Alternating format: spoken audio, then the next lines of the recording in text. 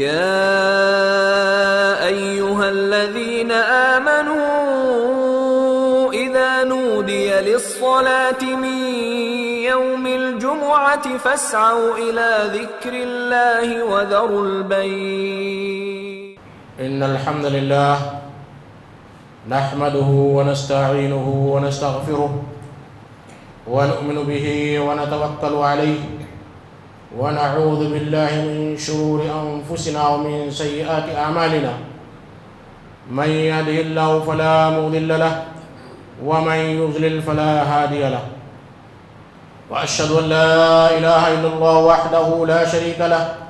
وأشهد أن محمدا عبده ورسوله. أعوذ بالله السميع العليم من الشيطان الرجيم. بسم الله الرحمن الرحيم. يا أيها الذين آمنوا اتقوا الله حق تقاته ولا تموتن إلا وأنتم مسلمون. يا أيها الناس اتقوا ربكم الذي خلقكم من نفس واحدة وخلق منها زوجها وبث منهما رجالا كثيرا ونساء واتقوا الله الذي تساءلون به والأرحام إن الله كان عليكم رقيبا. يا أيها الذين آمنوا اتقوا الله وقولوا قولا سديدا يصلح لكم أعمالكم ويغفر لكم ذنوبكم ومن يطع الله ورسوله فقد فاز فوزا عظيما. أما بعد، فإن خير الحديث كتاب الله،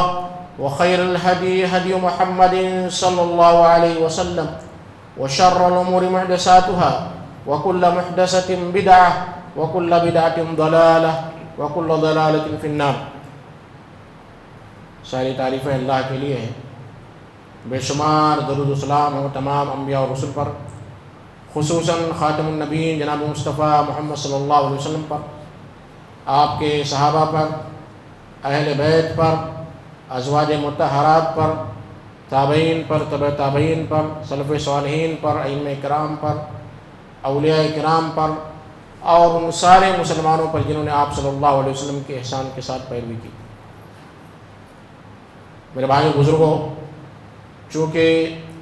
اگلا جمعہ انشاءاللہ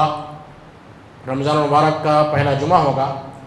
میں اللہ سے دعا کرتا ہوں کہ اللہ تبارک و تعالی ہمیں صحت و تندرستی عطا فرمائے، ہمیں زندگی عطا فرمائے، تاکہ ہم رمضان کی مقدس ساعتوں کو، گھڑیوں کو پا سکیں. اسی تعلق سے استقبال رمضان یا رمضان کی تیاری کے سلسلے سے کچھ باتیں آپ کے سامنے عرض کرنی ہیں. اللہ سے دعا ہے کہ اللہ تبارک و تعالی مجھے کہنے اور عمل کرنے اور آپ کو سننے اور اس پر عمل کرنے کی توفیق عطا فرمائے. یہ مہینہ جو کچھ ہی دنوں میں آنے والا ہے، یہ بڑا عظیم، بڑا مقدس، بڑا بابرکت مہمان ہے. آپ کے گھر میں جب کوئی مہمان آنے والا ہوتا ہے، کوئی مہمان آتا ہے، مہمانوں میں سب سے خاص مہمان جو مانا جاتا ہے داماد مانا جاتا ہے. تو جب نیا نیا داماد ہوتا ہے، نیا نیا رشتہ دار ہوتا ہے، تو آپ اس کے لیے کتنی تیاریاں کرتے ہیں. شادی کی تیاری بھی ہوتی ہے، شادی کے بعد جو ہے اور لوگ تیاریاں کرتے ہیں. تو اسی طرح یہ مہینہ جو آنے والا ہے بڑا پیارا مہینہ ہے، تو اس کے تعلق سے ذرا ہم غور کر کے دیکھیں کہ ہم نے کیا تیاری کی ہے. کیا تیاری کی؟ سب سے پہلی تیاری یہ ہونی چاہیے کہ ہمارے چہروں پر مسکان ہو، ہمارے چہروں پر جو ہے خوشیاں ظاہر ہوں. ہم جو ہے اللہ کی اس نعمت کا احساس کرتے ہوئے کہ ایک مہینہ آنے والا ہے، اس کی نعمتوں سے، اس کے جو ہے آرائشوں سے، اس کے جو ہے افطار سے، اس کی سحری سے، اس کی تراویح سے، اس کے لیلۃ القدر سے ہمیں فائدہ حاصل کرنا ہے. ایک انتظار ہونا چاہیے. جس طرح آپ مہمان کے آنے کا انتظار کرتے ہیں، آپ راہ تکتے ہیں، گھڑی دیکھتے ہیں، دعائیں کرتے ہیں، کالز کرتے ہیں کہ کہاں پہنچے، لوکیشن بھیجیے. اور جو ہے لوکیشن بھیجنے کے بعد بھی آپ کو ڈاؤٹ ہوتا ہے کہ لوکیشن شاید اپڈیٹ نہیں ہو رہا ہے. آپ جو ہے بار بار جو ہے مطالبہ کرتے کہاں پہنچے، بالکل کرنٹ لوکیشن بھیجیے. تو یہ ایک تصور ہمارے ذہن میں آنا چاہیے کہ کچھ ہی دنوں کے بعد ایک ایسا مہمان آنے والا ہے، ایک ایسا مہینہ آنے والا ہے جس کے لیے ہمیں اپنے آپ کو خاص کر لینا ہے۔ اس کی تیاریوں میں بہت ساری تیاری ہے۔ ایک عام تیاری یہ ہے کہ ہمیں اس نعمتوں کے تعلق سے،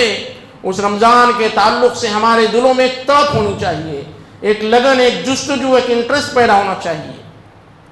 تھوڑی سی دیر آپ جو ہے 1-2 سیکنڈ خاموش ہو کر دیکھیں کہ کیا ہمارے دلوں میں یہ لگن، یہ تڑپ، یہ جستجو، یہ انٹرسٹ پیدا ہوا یا نہیں ہوا ہے؟ کیا ہم اس کا انتظار کر رہے ہیں یا نہیں کر رہے ہیں؟ معلوم ہوتا ہے کہ نہیں۔ بہت سارے لوگوں سے گفتگو کرنے کے بعد مجھے یہ اندازہ ہوا کہ یہ مہینہ ایک عام مہینوں کی طرح تھوڑا سا ہم اس کا اہتمام کریں گے، تھوڑی سی عبادتوں میں جو ہے بڑھوتری کر لیں گے، تھوڑا سا اس کا اہتمام کر کے مہینہ عام مہینوں کی طرح گزر جائے گا۔ میرے بھائیو، ایسا نہیں ہے، یہ مہینہ ایسا نہیں ہے۔ اللہ کے نبی کریم صلی اللہ علیہ وسلم کے صحابہ کرام کے بارے میں آتا ہے کہ رمضان کے مہینے کے لیے 6 مہینہ پہلے سے دعا کیا کرتے تھے، 6 مہینہ پہلے، اور رمضان کے گزرنے کے بعد 6 مہینہ تک دعا کیا کرتے تھے کہ اللہ، ہم نے اس رمضان میں جو عبادتیں کی ہیں، جو ریاضت کی ہے، جو نوافل پڑھے ہیں، جو قیام اللیل کیا ہے، جو تراویح کی نماز ادا کی ہے، جو قرآن مجید کی تلاوت کی ہے، جو اللہ کا ذکر کیا ہے، جو دروس اور وعظ کی مجالس میں ہم بیٹھے ہیں، اے اللہ یہ ٹوٹی پھوٹی عبادتوں کو قبول فرما لے۔ 6 مہینہ دعا کرتے تھے اللہ عبادت کو قبول فرما لے، اور 6 مہینہ دعا کرتے کہ اللہ ہمیں دوبارہ یہ موقع نصیب فرما۔ تو سب سے پہلی تیاری، سب سے پہلا استقبال یہ ہے کہ ہمارے دل اندر سے تڑپ ہونی چاہیے، لگن ہونی چاہیے، پریشان ہونا ہے، کب آ رہا ہے، کتنے دن باقی ہے، کیلنڈر پر ہماری نگاہیں جانی چاہیے، اور پھر اس کے تعلق سے ہمارا ایک لاہ عمل بننا چاہیے، ایک ایکشن پلان ہونا چاہیے، ایک ترتیب ہونی چاہیے کہ ہم کیا کریں گے،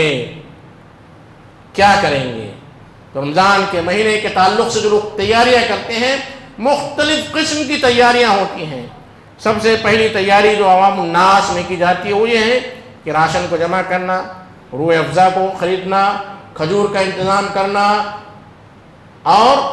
اس کے بعد جو ہے مختلف قسم کی پکوان، ڈشز کا اہتمام کرنا۔ میرے بھائیو، یہ جائز ہے، اور اللہ تبارک و تعالیٰ نے قرآن مجید میں فرمایا قُلْ مَنْ حَرَّمَ زِینَةَ اللَّهِ الَّتِی أَخْرَجَ لِعِبَادِهِ وَالطَّیِّبَاتِ مِنَ الرِّزْقِ، کہہ دیجئے کہ کون ہے جو اللہ کی زینت کو حرام قرار دیتا ہے، وَالطَّیِّبَاتِ مِنَ الرِّزْقِ، اور بہترین رزق، پاکیزہ رزق، اچھا کھانا، اچھا لباس، یہ ساری چیزیں یہ بھی نہایت ضروری ہے۔ لیکن پرائرٹی کیا ہونی چاہیے؟ پرائرٹی یہ ہونی چاہیے کہ جس طرح آپ کوئی نیا کپڑا پہنتے ہیں، نئے مکان میں جاتے ہیں، نئی گاڑی خریدتے ہیں، یا کسی نئی چیز کا اہتمام کرتے ہیں، تو سب سے پہلے آپ پرانی چیزوں کو الگ تھلگ کر دیتے ہیں، اسے سائیڈ میں رکھ دیتے ہیں، وارڈروب سے پرانے کپڑے نکال کر نئے کپڑوں کو سجاتے ہیں۔ بعین ہی ایسے ہی آپ کو اللہ تبارک و تعالیٰ سے توبہ و استغفار کرنا چاہیے کہ ہم نے ماضی میں، اس سال میں جو بھی گناہ کیے ہیں، اے اللہ یہ مبارک مہینہ آنے والا ہے، میں چاہتا ہوں کہ یہ جو گناہ میں نے کیا ہے، یہ برائیاں جو میں نے کی ہیں، یہ چغل خوری، یہ غیبت، یہ حرام کی کمائی جو ہم نے کی ہے، اے اللہ میں توبہ کرتا ہوں، استغفار کرتا ہوں، تیرے دربار میں روتا ہوں، گڑگڑاتا ہوں۔ میں رمضان کے مہینے کی پہلی تاریخ کو اس حالت میں رمضان کا استقبال کروں کہ میرے اعمال صاف ستھرے ہوں، میں گناہوں سے پاک و صاف ہوں، اور تیرے دربار میں جو پہلی تراویح، پہلی قیام اللیل کے لیے آ رہا ہوں، میرا معاملہ ایسا ہو کہ جو بھی میں نے گزشتہ گناہ کیے ان سے میں توبہ کرتا ہوں، استغفار کرتا ہوں۔ سب سے پہلی چیز رمضان کے استقبال کے لیے پرانے گناہوں سے توبہ اور استغفار، اور توبہ کے لیے سب سے پہلی چیز کیا ہے کہ انسان جو بھی گناہ کر رہا ہے اسے فوراً چھوڑ دے، اسی وقت چھوڑ دے۔ پھر اس کے بعد یہ ارادہ کرے کہ میں اس کے بعد کبھی بھی ایسا گناہ نہیں کروں گا، عزم مصمم، پختہ ارادہ۔ ایسا نہیں کہ دیکھیں گے، چیک کرتے ہیں چلتا ہے نہیں چلتا ہے، سگریٹ کی عادت ختم ہوتی ہے نہیں ہوتی ہے، دیکھا جائے گا، چھوڑ دیتا ہوں، اگر جو دل مانا تو ٹھیک ہے، نہیں مانا تو پھر دیکھا جائے گا۔ ایسا نہیں، مکمل ارادہ، پختہ ارادہ کرنا ہے کہ دوبارہ میں ایسے گناہ نہیں کروں گا۔ تو پہلی چیز یہ ہے رمضان کے استقبال کے لیے کہ آپ پرانے گناہوں سے توبہ و استغفار کیجیے، اپنے نفس کے تعلق سے جو بھی گناہ ہیں۔ اس میں سب سے اہم چیز آپ کے جو روزے چھوٹ چکے ہیں، جو روزے چھوٹ چکے ہیں اس سال رمضان سے پہلے، اس کی قضا کرنی ضروری ہے۔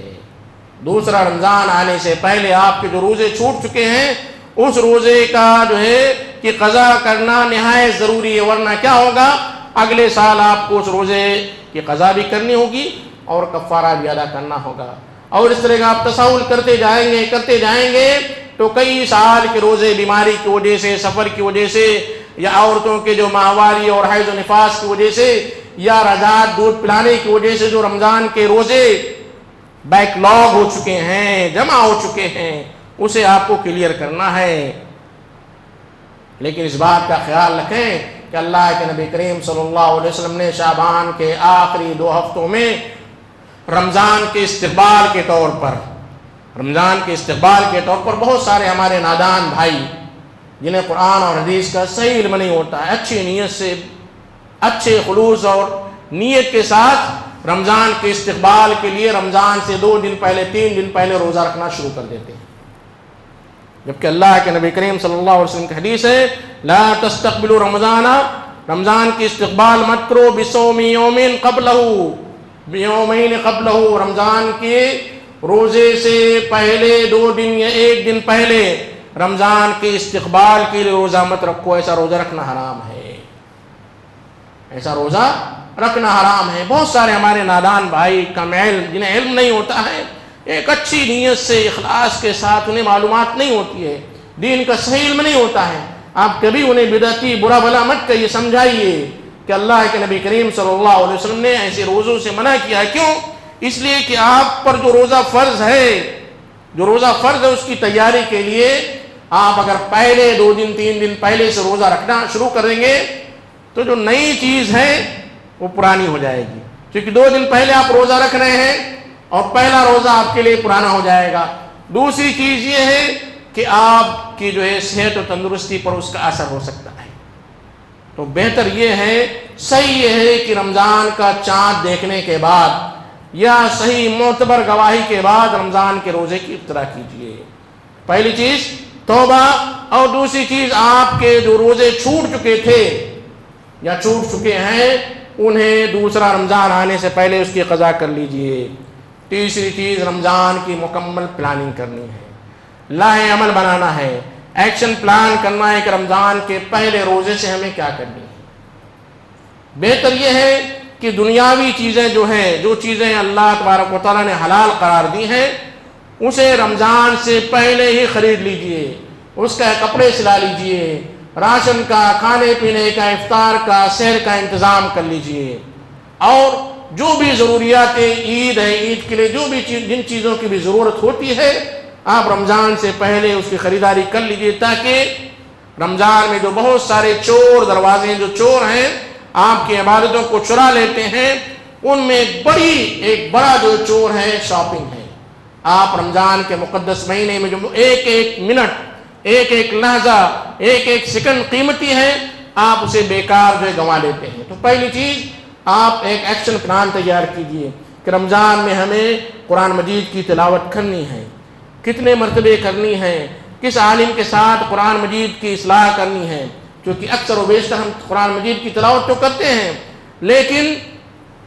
اللہ تبارک و تعالیٰ نے جبرائیل علیہ السلام کے ذریعے قرآن کو جس ٹیون میں، جس ایکسن میں، جس لہجے میں، جس مخرج کے ساتھ نازل کیا تھا، بہت کم لوگ کرتے ہیں۔ تو اگر آپ قرآن مجید کی صحیح تلاوت نہیں کر سکتے ہیں، کیونکہ رمضان یہ قرآن کا مہینہ ہے، نزول قرآن کا مہینہ، اسی مہینے میں اللہ نے قرآن مجید کو نازل کیا، اور خود اللہ کے نبی کریم صلی اللہ علیہ وسلم رمضان کے مہینے میں قرآن مجید کی تلاوت کا اہتمام کیا کرتے تھے۔ حدیث میں آتا ہے کہ اللہ کے نبی کریم صلی اللہ علیہ وسلم حضرت جبرائیل علیہ السلام کے ساتھ ہر رمضان کے مہینے میں اس سال جو مکمل قرآن نازل ہوا تھا، ایک رمضان سے دوسرے رمضان کے بیچ ایک مرتبہ ریویژن مراجعہ کیا کرتے تھے۔ اور جس سال آپ کی وفات ہوئی اس سال اللہ کے نبی کریم صلی اللہ علیہ وسلم نے پورے قرآن کو جبریل علیہ السلام کے ساتھ 2 بار مراجعہ کیا، 2 بار ریویژن کیا۔ تو بہترین مہینہ ہے۔ ایک مہینہ آپ اپنے بیکار کی مشغولیات، بیکار کے کاموں کو ختم کیجئے اور اس مہینے کی پلاننگ کیجئے کہ کم از کم اس مہینے میں قرآن مجید کی مکمل تلاوت تجوید کے ساتھ، مخرج کے ساتھ، میں کسی عالم کے ساتھ بیٹھ کر، کسی قاری کے ساتھ بیٹھ کر قرآن کی تلاوت کو سیکھوں گا۔ پھر اگر آپ کو اللہ نے اور وقت دیا ہے اور مہلت دی ہے تو آپ قرآن مجید کی تلاوت کے ساتھ قرآن مجید کے معانی اور مفاہیم پر، اس کے معنی پر بھی غور کریں گے۔ اور اللہ نے اگر آپ کو اور ہدایت دی، آپ کو اور توفیق دی، تو کم از کم اس مہینے میں قرآن مجید کی چند سورتوں کو یاد کیجیے، چند سورتوں کو۔ بڑے افسوس کے ساتھ کہنا پڑتا ہے، بہت افسوس ہوتا ہے کہ آج ہم قرآن مجید کے تعلق سے اتنی غفلت کا شکار ہے، اتنی غفلت کا شکار ہے، کہیں اللہ کا عذاب نازل نہ ہو جائے۔ اللہ کے نبی کریم صلی اللہ علیہ وسلم قیامت کے دن ہمارے بارے میں شکایت کریں گے، کہیں گے یا رب ان قوم اتخذوا هذا القرآن مہجورا، اے میرے پروردگار میری اسی قوم نے قرآن کو چھوڑ دیا تھا، آج ہم چھوڑے ہوئے ہیں، قرآن کو ترک کر چکے ہیں۔ قرآن مجید کی چند سورتیں، اما پارا، ایک پارا بھی اگر دیکھا جائے تو 99% مسلمانوں کی یاد نہیں ہے، 99%۔ کتنی عیب کی بات ہے، کتنی شرم کی بات ہے۔ اللہ نے ہمیں 60 سال، 50 سال، 40 سال، کم از کم ہم اس عمر کو پاتے ہیں، اگر ہر سال رمضان میں 4 سورتیں یاد کریں، 4 سورتیں، تو میں سمجھتا ہوں کہ بڑھاپے تک 50 سال کی عمر میں اگر 10 سال آپ کا بچپنے میں گزر گیا تو 40 سال میں آپ 160 سورتیں یاد کر سکتے ہیں۔ قرآن مجید میں 114 سورتیں ہیں، کچھ سورتیں بڑی ہیں، انہیں جانے دیجیے، کم از کم اما پارا کی جو صورتیں ہیں، چھوٹی چھوٹی صورتیں، اسے یاد کیجیے، مراجعہ کیجیے، قرآن مجید کی تلاوت کیجیے۔ دیکھیے کتنی پیاری کتاب ہے، کتنی آسانی سے زبان پر سے ادا ہو جاتی ہے۔ دوسری زبانیں سیکھیے، تمل ہے، تیلگو ہے، ملیالم ہے، بڑی مشکل سے اس کے کلمات ادا ہوتے ہیں، لیکن قرآن مجید ایک چھوٹا سا بچہ، 10 سال کا بچہ بھی بڑی آسانی سے تلاوت کر لیتا ہے۔ تو دوسری چیز جو ہے قرآن مجید کا اہتمام، قرآن مجید کی تلاوت کا اہتمام۔ پھر اس کے بعد رمضان کے روزوں کے مسائل، جو بہت اہم چیز ہے۔ رمضان کے استقبال کے لیے سب سے اہم چیز یہ ہے کہ آپ روزوں کے مسائل کو سمجھیں۔ ہم مسلمان گھرانے میں پیدا ہوئے، سلفی گھرانے میں پیدا ہوئے ہیں، ہم امام صاحب ہمیشہ ہم سے ہمارے کال کو ریسیو کرتے ہیں، ہم پوچھ لیں گے، جب مسئلہ درپیش ہوگا جانیں گے، اس کے تعلق سے معلومات حاصل کر لیں گے۔ ایسا نہیں ہونا چاہیے۔ آپ روزہ رکھ رہے ہیں، روزے کی ابتدا کہاں سے ہوتی ہے، کہاں پر ختم ہوتی ہے، روزہ کن چیزوں سے ٹوٹ جاتا ہے، کن چیزوں سے آپ کے روزے میں مائنس مارکس ملتے ہیں، مائنس پوائنٹس ملتے ہیں، کن روزوں کا رکھنا نہ رکھنا دونوں برابر ہے، یہ معلومات ہونی ضروری ہے۔ یہ معلومات ہونی ضروری ہے کہ رمضان کے روزے کے آداب کیا ہیں، واجبات کیا ہیں، کن سے روزہ ٹوٹ جاتا ہے، کن سے روزہ مکروہ ہو جاتا ہے، کن سے روزہ ادا تو ہو جاتا ہے لیکن کما حق و ایکسیلنٹ طور پر ادا نہیں ہوتا ہے۔ پھر اس کے بعد رمضان میں جو مختلف عبادتیں ہیں، سب سے اہم عبادت، بڑی پیاری عبادت جو رمضان ہی کے مہینے میں آتی ہے، قیام اللیل جسے کہا جاتا ہے، تراویح جسے کہا جاتا ہے، اس کا اہتمام کیجیے۔ لوگ کہتے ہیں تراویح سنت ہے، معمولی سنت، حقیقت ہے، لیکن آپ کو رمضان کے علاوہ دوسرے موقع پر آپ کو اتنا لمبی قرأت کرنے والا امام نہیں ملے گا، اور آپ کو قرآن پڑھنا نہیں آتا ہے، قرآن کی صورتیں نہیں یاد ہیں، آپ گھر میں لمبی نماز پڑھ ہی نہیں سکتے ہیں۔ ایک بڑا پیارا موقع ہے، سنت کو حقارت سے ترک مت کیجیے، اس کا اہتمام کیجیے۔ دیکھا یہ گیا ہے کہ پہلی رمضان، دوسری رمضان، تیسری رمضان، چوتھی رمضان تک لوگوں کا انٹرسٹ بڑھا رہتا ہے۔ 3-4 پہلی رمضان تک تقریباً سارے لوگ آ جاتے ہیں، دوسری رمضان میں اس میں کچھ مسلمان کم ہو جاتے ہیں، تیسری میں اور کم ہوتے ہیں۔ اس طرح دھیرے دھیرے 20 رمضان 25 رمضان تک تعداد کم ہوتے جاتی ہے، پھر اس کے بعد اچانک جو ہے 25 26 رمضان سے تعداد بڑھتی جاتی ہے۔ میرے بھائیوں، یہ بتاتا ہے کہ آپ اللہ تبارک و تعالیٰ کی عبادت سلیکٹیو طور پر کر رہے ہیں۔ آپ اپنی مرضی سے انتخاب کرتے ہیں کہ ہمیں کب جانا ہے، کب نماز پڑھنا ہے، کب تراویح ادا کرنا ہے۔ میرے بھائی اور بزرگوں، رمضان میں جو مختلف عبادتیں ہیں اس میں سے ایک اہم عبادت ہے تراویح کا اہتمام، تراویح کا اہتمام۔ لیکن ہمارے بعض مسلمان بھائی تراویح کو اتنا زیادہ اہمیت دے دیتے ہیں کہ فجر کی نماز چھوٹ جاتی ہے، عشاء کی نماز میں تاخیر ہو جاتی ہے، یہ بھی افراط اور تفریط کی مثالیں ہیں۔ دوسری عبادت رمضان میں تراویح کا اہتمام ہے۔ تیسری اور بہترین عبادت اللہ کے راستے میں خرچ کرنا ہے، کیونکہ رمضان یہ آپ کو سکھاتا ہے، آپ کو تربیت دیتا ہے، آپ کو بتاتا ہے کہ آپ کے معاشرے میں بہت سارے لوگ ایسے ہیں جن کا پورا 11 مہینہ اسی طرح گزرتا ہے، بھوک میں، پیاس میں، مکمل طور پر ان کا پیٹ کبھی نہیں بھرتا ہے۔ آپ کو صرف 1 مہینہ بھوکا اور پیاسا رہنا ہے، لیکن آپ کے معاشرے میں ایسے بہت سارے لوگ ہیں جو 2 وقت کی روٹی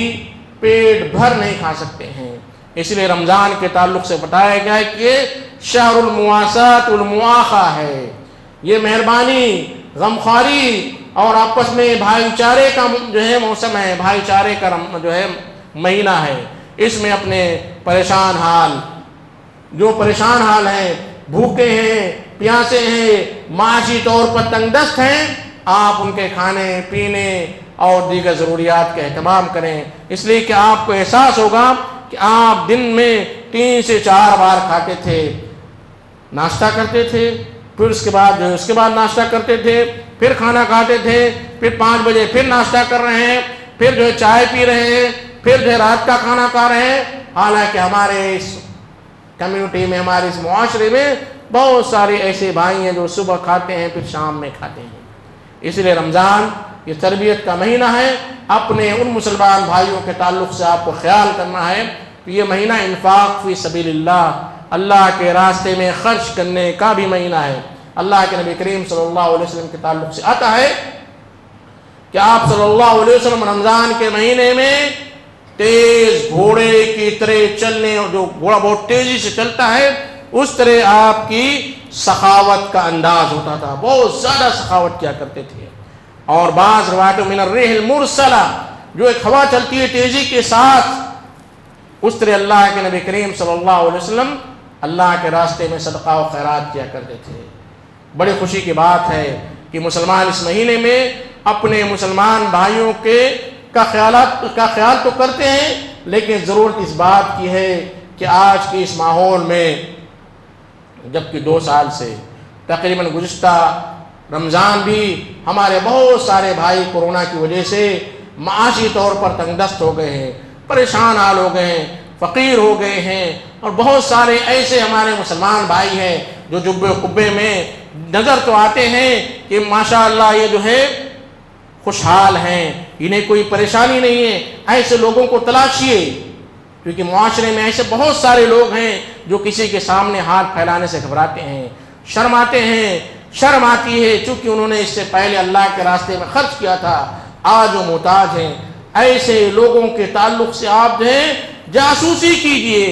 جانیے، کوشش کیجئے۔ اللہ تبارک و تعالیٰ فرماتا ہے تمہارے مالوں میں للسائل والمحروم،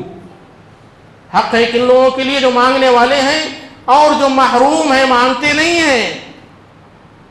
جو مانگتے نہیں ہیں، ایسے لوگوں کا بھی آپ کے مال میں حق ہے۔ تو اس مہاماری کے دور میں، اس پینڈیمک کے دور میں آپ جو ایسے لوگوں کا بھی خیال کیجئے جو پریشان حال تو ہیں، لیکن ان کی پریشانی ان کے چہروں سے، ان کے پیشانی سے، ان کے چلنے پھرنے سے، ان کے بائک پر جو بیٹھنے سے جو آپ کو اندازہ نہیں ہوتا ہے۔ اللہ تبارک و تعالیٰ سے دعا ہے کہ اللہ تبارک و تعالیٰ ہمیں رمضان کے مہینے تک پہنچنے کی توفیق عطا فرمائے، ہمیں صحت دے، تندرستی دے، تاکہ ہم رمضان کے مکمل 29 یا 30 روزے رکھیں، تراویح کا اہتمام کریں، قرآن مجید کی تلاوت کریں، قرآن مجید کے سمجھنے کی کوشش کریں، قرآن مجید کو صحیح انداز سے پڑھنے کی کوشش کریں، صدقہ، زکوٰۃ اور خیرات لیلۃ القدر اور اسی طرح اعتکاف اور رمضان کی جو مختلف عبادتیں ہیں اے اللہ تو نے اس مہینے میں رکھی ہیں انہیں پانے اس پر عمل کرنے کی توفیق عطا فرما. اور اللہ ہم جو بھی عبادت کرتے ہیں یا آگے کریں گے ہم ابھی سے نیت کر رہے ہیں اے اللہ تو ہماری ان عبادتوں کو قبول فرما. اقول قولی ھذا واستغفر اللہ لی ولکم ولسائر المسلمین من کل ذنب فاستغفروہ انہ هو الغفور الرحیم.